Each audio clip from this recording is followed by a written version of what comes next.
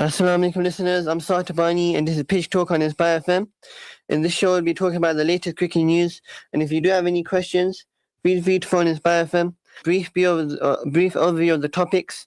So if you do have any questions, feel free to phone Inspire FM and we'll get those questions answered in the next show, inshallah. So giving the overview of the topics, the first news I'll be talking about is the Ashes, the third test match between England and Australia.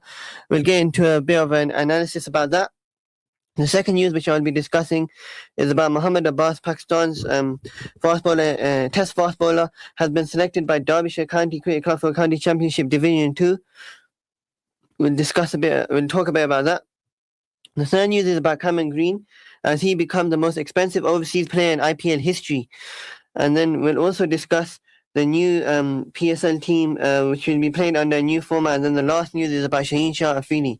So for all the viewers listening, if you do have any questions, feel free to phone Inspire FM. And on the number, we'll get those questions answered in the next show, inshallah. Without further ado, moving on to the first topic. The first topic which I will be discussing is the Ashes as between the third test match between England and Australia.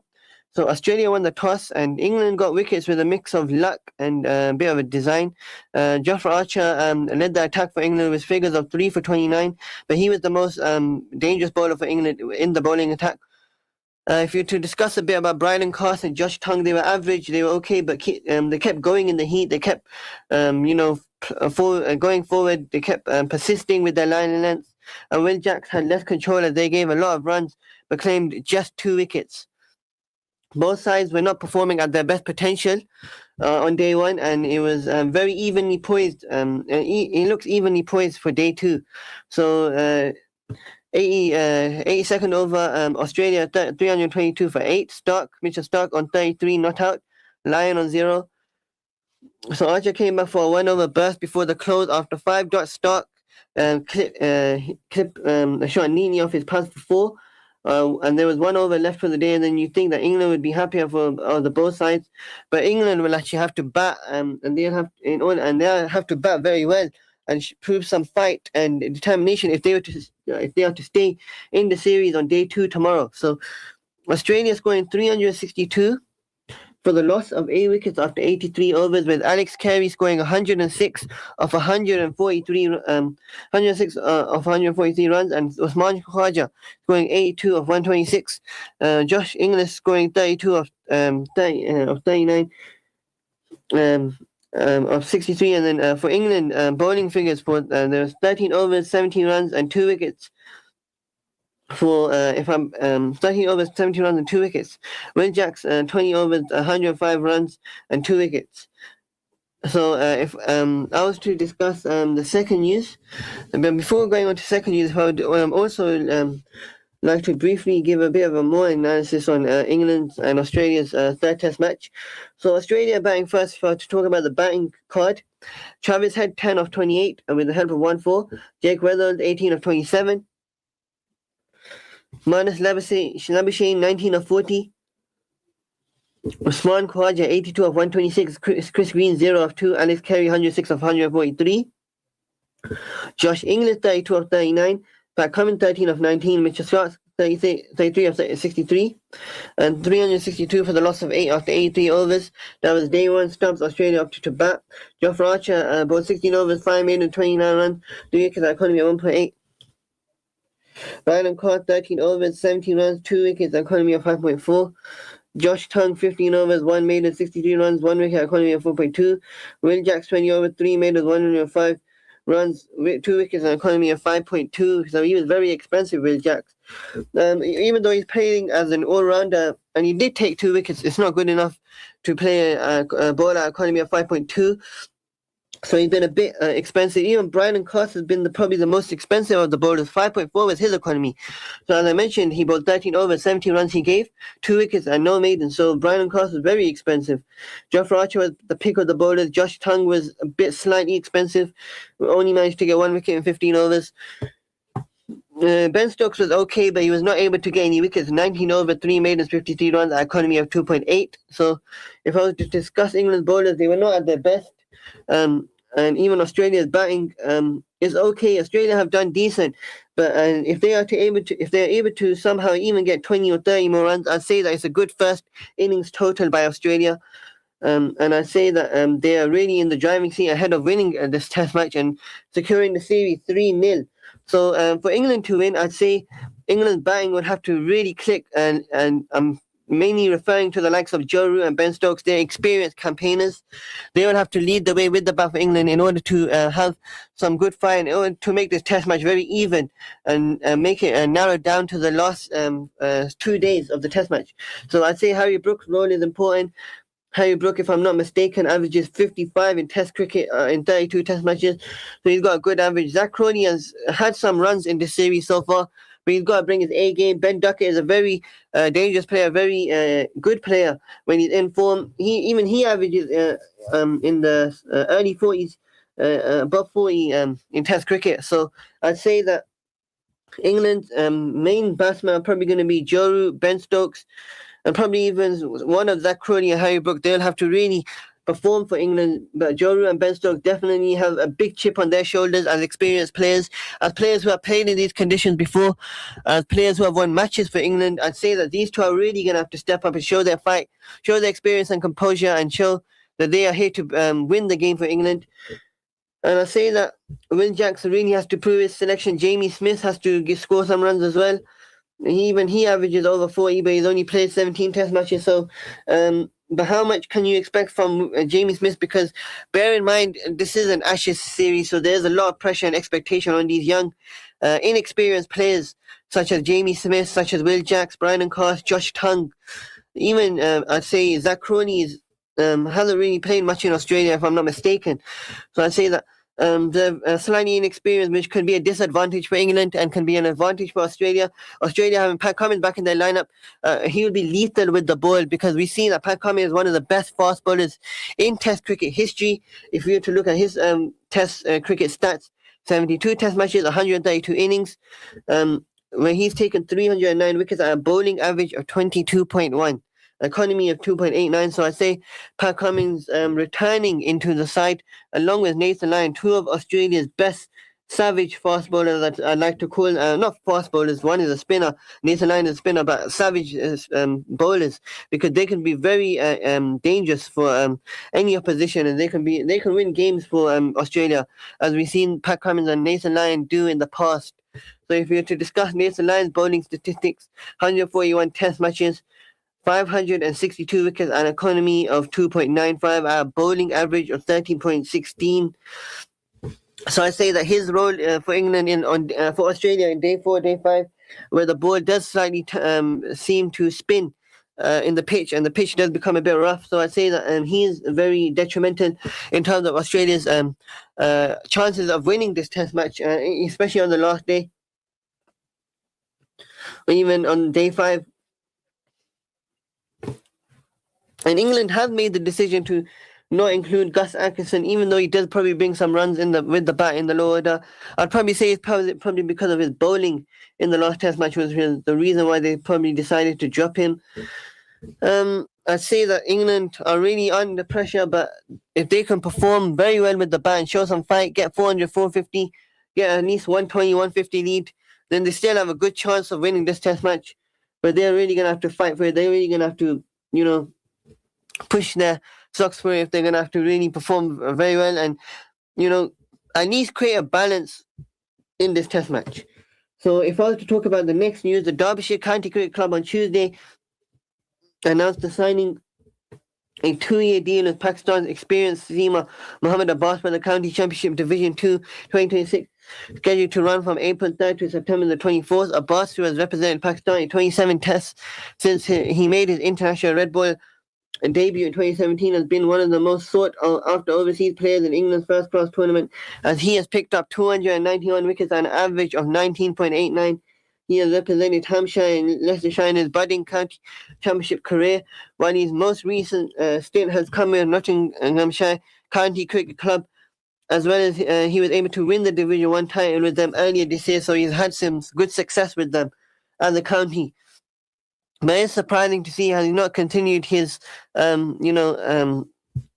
success with them, and he's not really continued playing for them this season. It's interesting to see how they let him go, or has he decided to go to play for another county. The 35-year-old is now set to feature in Division 2 after turning down offers from several Division 1 counties. So I'd say that that's interesting by Mohammed Abbas to turn down the offer by different division counties. I'd probably say, if in my opinion, if I was to give my analysis on this, I'd say that it's probably because of Mickey Arthur being in Derbyshire County Cricket Club. They worked together in terms of Pakistan cricket and test setup back in 2017 to 2019. This is where Mohammed Abbas played under Mickey Arthur's coaching for the Pakistan cricket team. The Derbyshire's head of cricket, Mickey Arthur, who coached Pakistan to their maiden ICC Men's Championship Trophy glory in 2017, expressed delight over Abbas' inclusion in his side and termed his signing a big statement. He further backed Abbas' bowling skills to come very handy and very crucial for the side, while his experience would be very helpful in nurturing the young talent. This is a statement signing for us. We've been in a number of Division 1 counties to sign one of the finest red board bowlers around, and we are absolutely delighted to have Abbas on board for 2026 to 2027 season. Arthur was quoted to say this by Derbyshire County Cricket Club. He also mentioned that he's an exceptional bowler. He bowls maidens, he builds pressure, he takes wickets, and he comes at a really impressive bowling average. However, it's not just his ability which will be huge for us.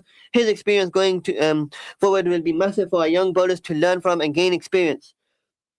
Mohammed Abbas said, it's exciting for me to join Derbyshire and work with Mickey Arthur again. He's a fantastic cricket coach. His plans for Derbyshire, we share the same ambitions for the club to be in Division 1 and win the championship.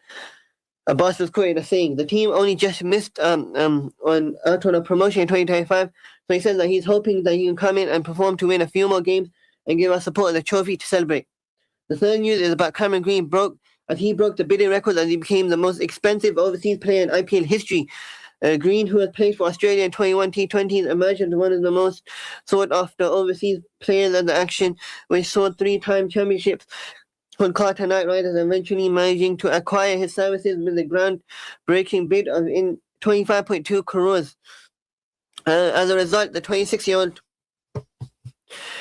surpassed his compatriots Mitchell Starc and Pat Cummins, who fetched 24.75 crores and 20.50 crores from KKR and Sunrisers Hyderabad, respectively, in the 2024 edition to become the most expensive overseas IPL players ever.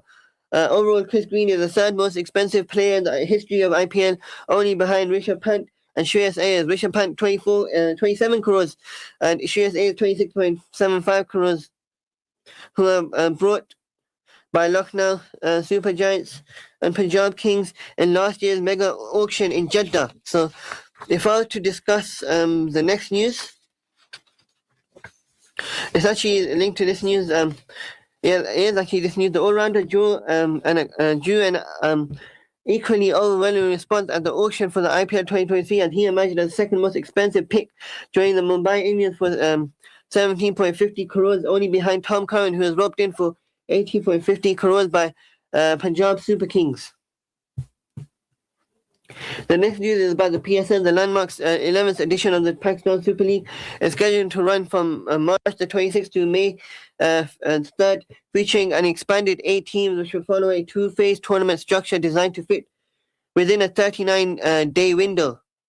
Under the approved format, the first phase of the PSL 11 will be played on a single league basis, with each of the 8 teams playing one match against every single team.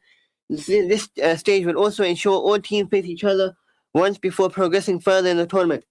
Just to mention for the listeners, for the viewers listening, if you do have any questions, feel free to phone Inspire FM. We can get those questions answered in the next show, inshallah. So continue with the topic. In the second phase, the competition will move into a Super 4 style stage where the 8 teams will be divided into 2 groups of 4. Each team will play 3 matches in this round, and it will produce a total of 12 matches in the second phase. The top 2 teams for the Super 4 stage will qualify for the playoffs. A total of 4 playoff matches, including the final, will be contested to determine the PSL 2026 champion. Despite the expansion of 6 to 8 teams, each side will still play a minimum of 10 matches, maintaining consistency with previous editions of the league. PSL 2026 matches will be hosted in Karachi, Lahore, Rawalpindi, Multan, and for the first time in Iqbal Stadium, Faisalabad, marking the venue's debut as PSL's as PSL's host city. So if I was to discuss the next news, the latest news is about Shaheen Shafidi, Pakistan's ace pacer Shaheen Shafidi had a forgetful Big Bash League debut as he was taken off the attack for bowling two high full tosses during the second match of the tournament between Brisbane Heat and Melbourne Renegades Melbourne Renegades at the I think Gabba Stadium on Monday. Bowling his third over for the Heat, Shaheen was welcomed by Oliver Peake with a 6 over deep mid wicket, and Shaheen was put under pressure early on. And the left-arm pacer bowled a low full toss and got away with it as the batting all-rounder could take a single. The 25-year-old presumably attempted to bowl a yorker, missed his mark, and bowled a high full toss which was deemed a no-ball over waist height by the on-field umpires, while Tim Cypher heaved it away to long on and sprinted back for two to bring up his quick-fire century. Shaheen managed to nail in a perfect yorker on the free hit, allowing Cypher only a single by guiding it towards deep fine leg. The Pakistan international lost his mark again and bowled another beamer, which was immediately called as another no ball over his waist height. So Shaheen Shafidi has not really had a good start into the Big Bash League. If I was to discuss the next news, it's about Mohsin Naqvi, Pakistan's chairman of the cricket board. Mohsin Naqvi had a meeting with the BOG meeting presided over by the chairman Mohsin Naqvi, and this was by video link. And this is about improving the matters related to Muzaffarabad Stadium. And I say that the upgradation of the Karachi National Bank Stadium and also the Lahore City Bank Association Stadium will be built accordance with the Oval Stadium. So Mohsin Naqvi said the effects are being made to host the PSL 11 matches at Muzaffarabad Stadium. Naqvi told this to the BOG international matches will be held there. He further vowed to build a state-of-the-art cricket stadium in Islamabad, while the BOG members passed a resolution to acknowledge his role in ensuring the continuation of the Sri Lanka men's cricket team's whiteboard tour of Pakistan in November. Besides loading the successful hold of the PSL's road shows in London and New York respectively, so that's very interesting to see the road shows in London and New York. So it's a new thing, and I think it will probably promote cricket more in those certain areas, and especially promoting the PSL Pakistan Super League, which is regarded as probably the biggest brand of cricket in Pakistan, and it really does promote cricket in next level in different sort of response and way by Pakistan Cricket Board. In response, Naqvi denied taking credit individually for the continuation of Sri Lanka's tour and instead insisted that it was an outcome of a team effort. And he said that the credit for continuing the Sri Lanka tour does not go to him, but to the entire team, and he's worked very sincerely and very hard for this, and he's very hopeful that more international cricket teams continue to tour Pakistan and Pakistan cricket, strides in the right way forward. So the next news is about Pakistan. The Pakistan under-19 team. They're looking to try to play a tri-series in Zimbabwe ahead of the under-19 World Cup. So this could be a very important series for the under-19 players. The Zimbabwe cricket board. On Tuesday confirmed it will host Pakistan and Afghanistan for a home tri-series ahead of the IC Men's Under-19 World Cup 2026, which it will co-host alongside Namibia from January 15th to February 6th. According to the Zimbabwe cricket, the tri-series will get underway on December 25th at the Harare Sports Club, with the home side taking on Afghanistan. Pakistan will start their campaign a day later on December 27th as they lock horns with Afghanistan at the same venue. The tri-series is a key part of a final preparation for the IC Under-19 Men's Cricket World Cup. The Zimbabwe Cricket Managing Director Gilmore McConey stated, playing against strong Under-19 teams like Afghanistan and Pakistan will give our players the quality match experience they need ahead of a major global event on home soil. He said, after the first two matches, the action will then shift to the Prince Edward School on December 29th, when Zimbabwe take on Pakistan before squaring off against Afghanistan at the Sunrise Sports Club on December the 31st. The second meeting between Pakistan and Afghanistan will take place on January 2nd at Sunrise Sports Club, while the final league stage fixture scheduled to be played between Zimbabwe and the Green Shirts, which will be staged at Old Harare's Sports Club on January the 4th. Marconi revealed that his decision to host matches across multiple venues was made to test the whole country's operational readiness to co-host the global event next month.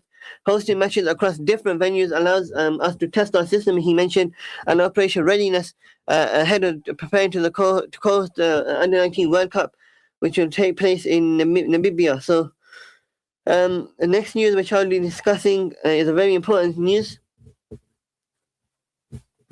The Pakistan Cricket Board are likely to withdraw the consultant international cricket offer to Shan Masood, and I think the Pakistan Cricket Board is likely to reconsider this offer to the Pakistan men's team captain Shan Masood for the, as I mentioned, for the consultant international cricket and players affair role. And according to the details, the 6-year-old was given a verbal offer for the role in October. And this was confirmed by the Cricket Board through a social media post and a brief press release, while the latter has now been deleted. So the insiders further suggested that the experienced man's busy Test cricket schedule and the fact that he'll be playing a lot of Test series has made it difficult for him to commit to two major roles at the same time. And thus, because of this, the PCB is considering withdrawing the offer. Shan Masood's appointment for the role following the PCB's advertisement for the Director of International Cricket Operations position, which became vacant after Usman Waller's resignation, but the Cricket Board did not specify the foreman's responsibilities. However, as per the advertisement issued by the PCB, the responsibilities include planning and organising international cricket events, preparing and finalising the MOUs for home and overseas tours of Pakistan's national Shaheens, under-16, under-16 emerging teams. It also includes preparing for International Cricket Council meetings, developing logistics and tournaments budgets, and overseeing negotiation, contract execution, and itinerary planning for FTP tours across all formats. Shan Masood, who has represented Pakistan in 44 Tests, 9 ODIs, and 90 T20 since making his international debut against South Africa in 2013. He has captained Pakistan in 14 matches, winning 4 and losing 10, with his most recent stint as Test captain ending in a 1 draw against South Africa. So I'd say personally, in my opinion, if I was to give my opinion on this, I say that Shan Masood should continue his role as Director, International Consultant. The reason is because I firmly believe that he can make a very good difference for Pakistan's Test cricket and the development of Pakistan's cricket in terms of Test cricket, A tours, under-19 tours, development of young players, development of senior players. Because Shan Masood has a very good cricket brain, a very good awareness and experience of playing cricket and covering cricket as well. Because he's been in the ground, he has very good knowledge of cricket, he speaks well of cricket, he talks well, he has good awareness of cricket, he has a very good understanding of cricket, international cricket, Pakistan cricket. So I feel that he could take Pakistan cricket forward, and that I'd like him, in my opinion, that I want him to probably arrange more Test series, Pakistan, more under-19 tours, more A tours, and this will help the development of young players, batsmen, bowlers, even the experienced players will learn more in terms of gaining skill development, fitness developments. And I say that Shan Masood is very capable of even, enhancing fitness programs and building fitness programs, because he is regarded as one of the most fittest players Pakistan cricket team has currently in the current setup. So I believe that he can really make that vast difference for Pakistan cricket, and he can bring their image very forward. And I say that he can bring international teams into the setup as well, because he has experience of touring in countries like England or Australia, and he has very good connections with such countries, with such cricket boards and such cricket players, and he's very respected in terms of his role in his role as Pakistan cricket captain as well. The next news is about Alex Carey. His century puts Australia in dominant position in the Adelaide Test. Alex Carey scored his first Ashes century on his home ground. Usman Khawaja contributed to an important 82 to rescue Australia. So this is linked to the third Test match, and this is very good by Alex Carey, as he's shown that a very good fight as a wicketkeeper. The wicketkeeper 106 helped drive Australia to 326 for 8 as stumps, with Mitchell Starc 33 not out and Nathan Lyon scoreless of 0 of 18 balls, having provided a very stubborn tail end resistance.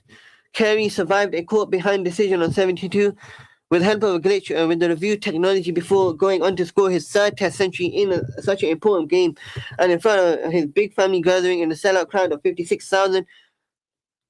219 at his home stadium, Kerry raised his bat and his head to the sky in a tribute to his father, who died of leukemia in September. And he said that it was a pretty special moment to make 100 in front of home fans and family, and and he knew why he was looking in the heavens, and it was a very good moment by him.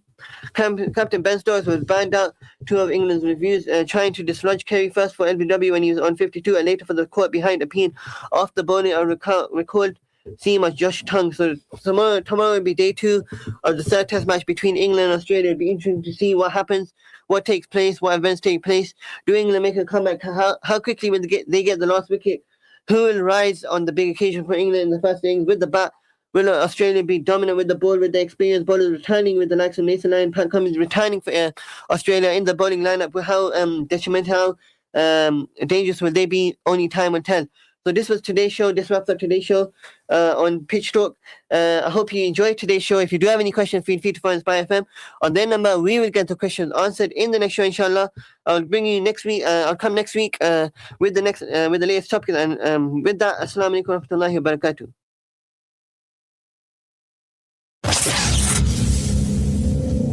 Coming up next.